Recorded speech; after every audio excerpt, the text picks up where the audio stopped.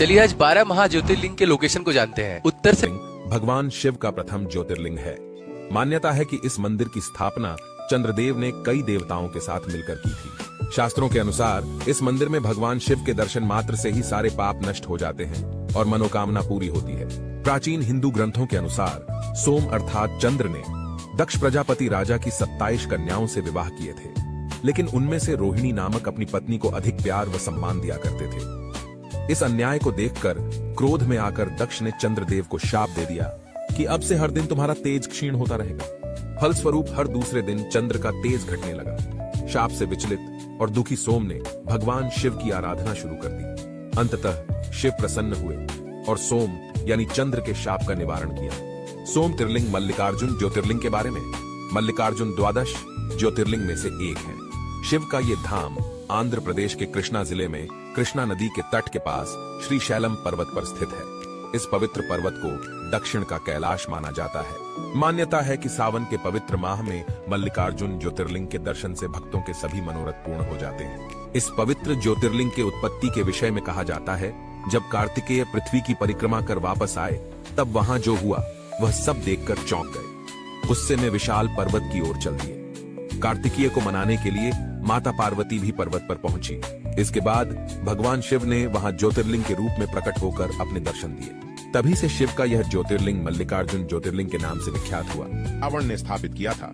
वैद्यनाथ मंदिर भारतवर्ष के झारखंड राज्य के देवघर नामक स्थान में स्थित एक प्रसिद्ध मंदिर है। शिव का एक नाम वैद्यनाथ भी है, इस कारण लोग इसे वैद्यनाथ धाम भी कहते हैं। यह एक सिद्ध पीठ है, इस कारण इस लिंग को कामना लिंग भी कहा जाता है। इस लिंग की स्थापना का इतिहास यह है कि एक बार राक्षस राज रावण ने हिमालय पर जाकर शिव जी की प्रसन्नता के लिए घोर तपस्या की और अपने सिर काट काट कर शिवलिंग पर चढ़ाने शुरू कर दिए। एक एक करके 9 सिर चढ़ाने के बाद 10वां सिर भी काटने को ही था कि शिव जी प्रसन्न होकर प्रकट हो गए। उन्होंने उसके 10 सिर ज्यों के त्यों कर दिए और उससे वरदान मांगने को कहा। रावण ने लंका में जाकर उस लिंग को स्थापित करने के लिए उसे ले जाने की आज्ञा मांगी। शिव जी ने अनुमति तो दे दी, पर इस चेतावनी के साथ दी कि यदि मार्ग में इसे पृथ्वी पर रख देगा तो वह वहीं अचल हो जाएगा। अंत में वही हुआ। रावण शिवलिंग लेकर चला, पर मार्ग में एक चिता भूमि आने पर उसे लघुशंका निवृत्ति की आवश्यकता हुई। रावण उस लिंग को एक व्यक्ति को थमा लघुशंका निवृत्ति करने चला गया। इधर उन व्यक्ति ने ज्योतिर्लिंग को बहुत अधिक भारी अनुभव कर भूमि पर रख दिया। फिर क्या था, लौटने पर रावण पूरी शक्ति लगाकर भी उसे न उखाड़ सका और निराश होकर मूर्ति पर अपना अंगूठा गड़ाकर लंका को चला गया। इधर ब्रह्मा विष्णु आदि देवताओं ने आकर उस शिवलिंग की पूजा की। शिव जी का दर्शन होते ही सभी देवी देवताओं ने शिवलिंग की वहीं लिंग के बारे में मान्यताओं के अनुसार भगवान राम ने लंका विजय की कामना से लंका जाने से पहले भगवान शिव की पूजा करना चाहते थे। तब उन्होंने इस जगह पर महादेव के शिवलिंग की स्थापना कर इसकी पूजा अर्चना की थी। भगवान राम के नाम से ही इस जगह का नाम रामेश्वरम द्वीप और मंदिर का नाम रामेश्वरम पड़ा।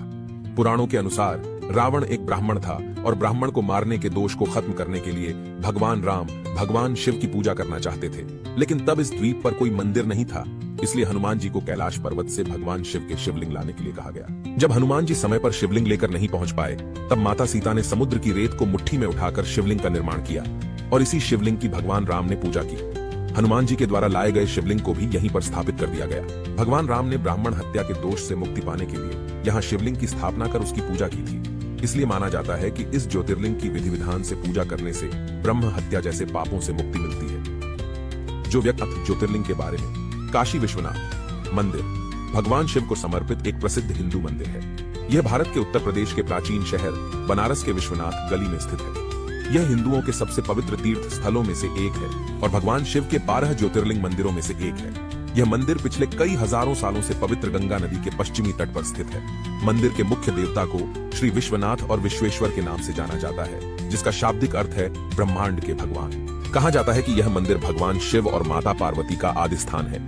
जब देवी पार्वती अपने पिता के घर रह रही थी, जहां उन्हें बिल्कुल अच्छा नहीं लग रहा था, तब देवी पार्वती ने एक दिन भगवान शिव से उन्हें अपने घर ले जाने के लिए कहा।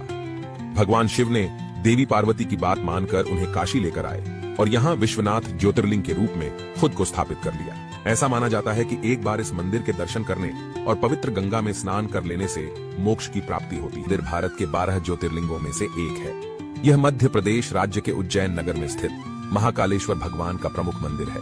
पुराणों, महाभारत और कालिदास जैसे महाकवियों की रचनाओं में इस मंदिर का मनोहर वर्णन मिलता है। शिव पुराण की कथा के अनुसार एक विधवा गोपी अपने 5 साल के बेटे साथ वहां पहुंची, जहां बालक राजा चंद्रसेन को शिव भक्ति में लीन देखकर प्रेरित हुआ और वह भी शिवलिंग की पूजा करने लगा। बालक शिव आराधना में इतना लीन हो गया कि उसे मां की आवाज सुनाई नहीं दे रही थी। उसकी मां उसे भोजन के लिए बार बार आवाज लगा रही थी। बालक के न आने पर गुस्साई मां उसके पास गई और पीटने लगी। शिव पूजा की सामग्री भी फेंक दी। बालक मां के इस व्यवहार से दुखी हो गया। तभी वहां पर चमत्कार हुआ। भगवान शिव की कृपा से वहां पर एक सुंदर मंदिर निर्मित हो गया, जिसमें दिव्य शिवलिंग भी था और उस पर बालक द्वारा अर्पित की गई पूजा सामग्री भी थी। इस तरह से वहां पर महाकालेश्वर ज्योतिर्लिंग की उत्पत्ति हुई। इस घटना से उस बालक की मां भी आश्चर्यचकित रह गई। जब राजा चंद्रसेन को इस बात की सूचना मिली तो वह भी महाकालेश्वर ज्योतिर्लिंग के दर्शन करने पहुंच गया। जो राजा मणि के लिए चंद्रसेन पर हमला कर रहे थे, वे युद्ध का मार्ग छोड़कर महाकाल की शरण में आ गए। इस घटना के बाद से ही धर्म के पौराणिक ग्रंथ शिव पुराण में लंका के राजा रावण के भाई कुंभकर्ण के बेटे के अत्याचारों और उसके संहार की एक कथा है। कुंभकर्ण के पुत्र भीमा का जन्म अपने पिता की मृत्यु के बाद हुआ था। बचपन में उसे इस बात का आभास नहीं था कि भगवान राम ने उसके पिता का वध किया है। भीमा जैसे जैसे बड़ा हुआ, उसे इस बात का पता लगा।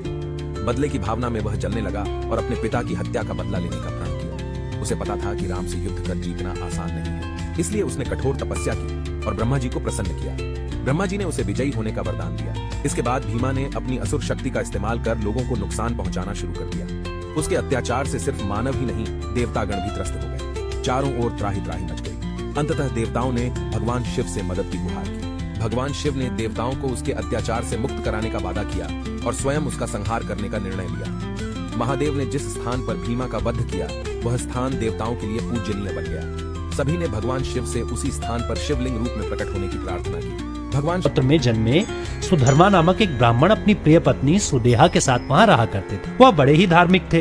वो प्रतिदिन अपने आराध्य भगवान शिव की पूजा किया करते थे।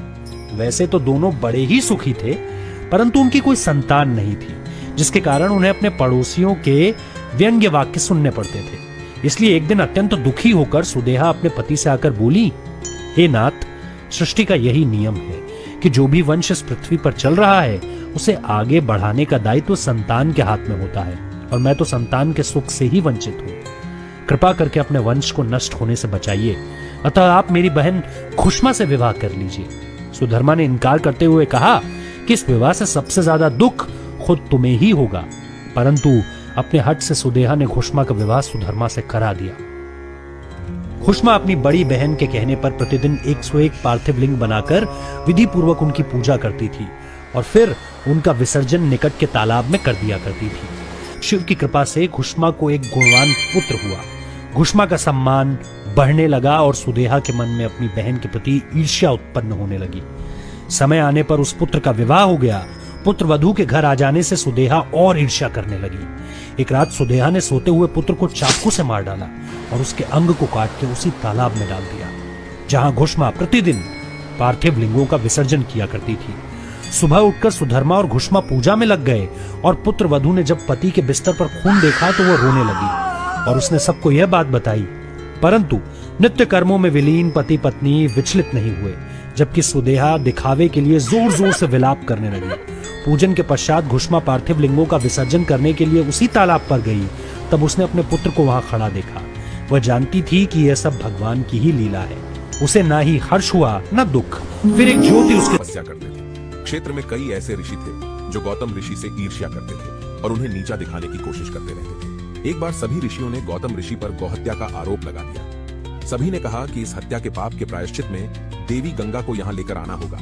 तब गौतम ऋषि ने शिवलिंग की स्थापना करके पूजा शुरू कर दी। ऋषि की भक्ति से प्रसन्न होकर शिवजी और माता पार्वती वहां प्रकट हुए और भगवान ने ऋषि गौतम से वरदान मांगने को कहा। तब ऋषि गौतम ने शिवजी से देवी गंगा को उस स्थान पर भेजने का वरदान मांगा। देवी गंगा ने कहा कि यदि शिवजी भी इस स्थान पर रहेंगे तभी वह भी यहाँ रहेगी। गंगा के ऐसा कहने पर शिवजी वहां त्र्यंबकेश्वर ज्योतिर्लिंग के रूप में वास करने को तैयार हो गए और गंगा नदी गौतमी के रूप में वहां बहने लगी। गौतमी नदी का एक नाम गोदावरी भी है। ब्रह्मा, विष्णु और महेश तीनों एक साथ शिवलिंग में स्थापित हैं। त्र्यंबकेश्वर मंदिर बहुत ही प्राचीन है। मंदिर के अंदर एक छोटे से गड्ढे में 3 छोटे छोटे शिवलिंग हैं। ये 3 शिवलिंग ब्रह्मा, विष्णु और शिव के नाम से जाने जाते हैं। त्र्यंबकेश्वर मंदिर के पास 3 पर्वत स्थित हैं, जिन्हें ब्रह्मगिरी, नीलगिरी और गंगा द्वार के नाम से जाना जाता है। ब्रह्मगिरी को शिव स्वरूप माना जाता है।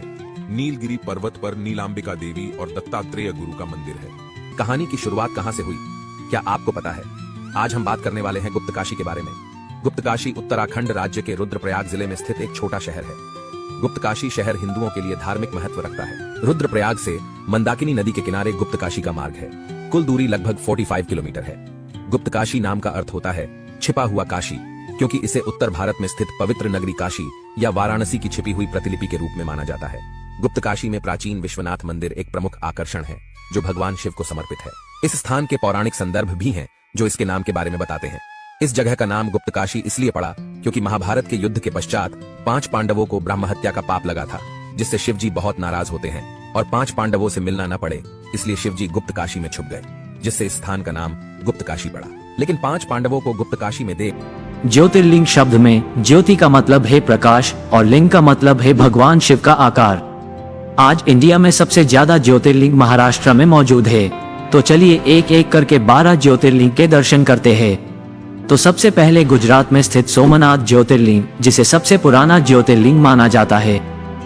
उसके बाद आंध्र प्रदेश में स्थित मल्लिकार्जुना, मध्य प्रदेश में स्थित महाकालेश्वर और ओमकारेश्वर, और उत्तराखंड में स्थित केदारनाथ और उत्तर प्रदेश में स्थित काशी विश्वनाथ। महाराष्ट्र में स्थित त्र्यंबकेश्वर, घृष्णेश्वर और भीमाशंकर, तो वही गुजरात में स्थित नागेश्वर। झारखंड में स्थित बैद्यनाथ, तो वही तमिलनाडु में स्थित रामेश्वरम, जो कि 4 धामों में से एक धाम है।